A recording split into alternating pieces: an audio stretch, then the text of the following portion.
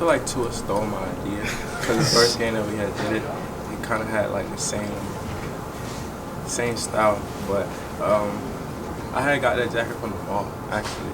There was a shoe store in there. I think he got it from the same place too, so that's all that was. What's about it that you like?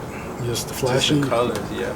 I can like, it got a couple colors in there. I can wear my turtleneck with it, and it's starting to get cold, so I can wear more turtlenecks. It was kind of hot when I was wearing my turtleneck, but now it's getting colder, so it kind of fits the description.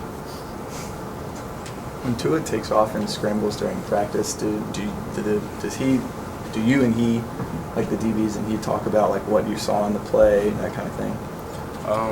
Yeah, actually Tua, he tries to give us like little things that we could work on, as far as like disguising.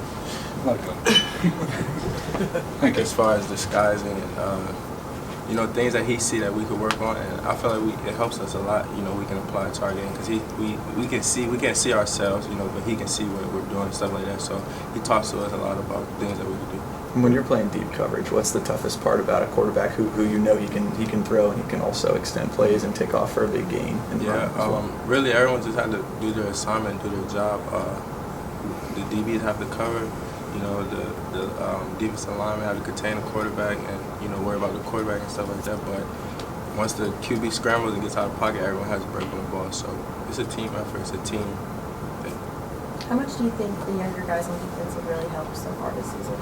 I feel like they did a good job, you know, filling in and playing a big part on defense, being, you know, the inside backers and stuff like that.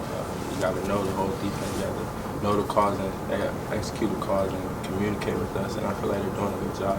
There's a lot of things that we still have to work on. You know, it's always room for improvement. But I feel like overall they're doing a pretty good job to be that young and, you know, being able to play close savings defense. What do you see from Jamon Osborne, number 2 for A&M on film?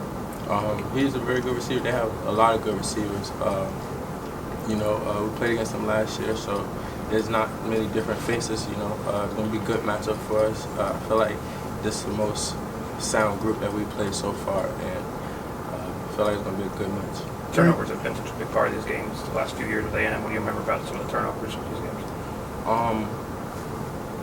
You can't have too many turnovers. Like, as far as our offense can't turn over the ball, for them they can't turn over the ball, and I feel like it's going to be a big factor.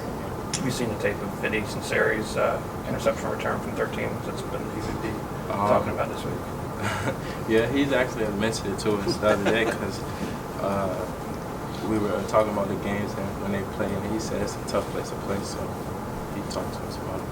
Nick, during the bye week, and especially coming off the Ole Miss game, made a point of perimeter tackling, especially within the secondary, open field tackling.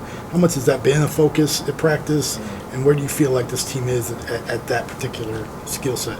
I feel like during our bye week, you know, it was a lot of things that we could work on personally, and I feel like we did that, and that was one of the things that, you know, we worked on. So I feel like it's getting better.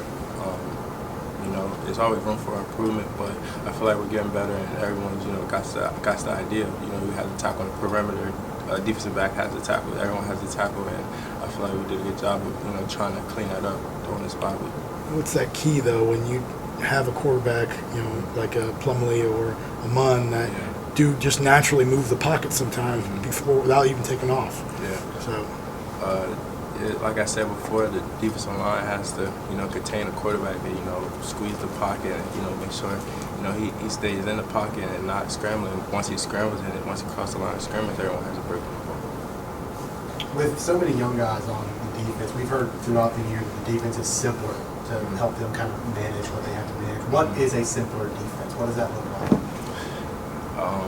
In my opinion, I feel like, you know, the calls that we know how to play and the calls that, you know, we know how to execute. And that's the calls that we're going to call, and whatever the call is, we just have to execute. And I feel like the calls that we know and the calls that we rep, I feel like those are the more simpler calls. So I feel like us running those calls, it helps out everyone. So is it like less exotic blitzes or personnel packages or things like that?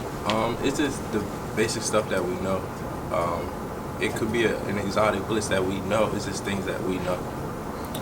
How many guys have become more talkative on defense? I remember Jared Maiden was sitting here and he was like, I'm not much of a talkative guy, but I got to communicate. So How many guys have learned to speak more on defense? Yeah, Maiden isn't a talker because I yelled at him a couple times when I gave me the call.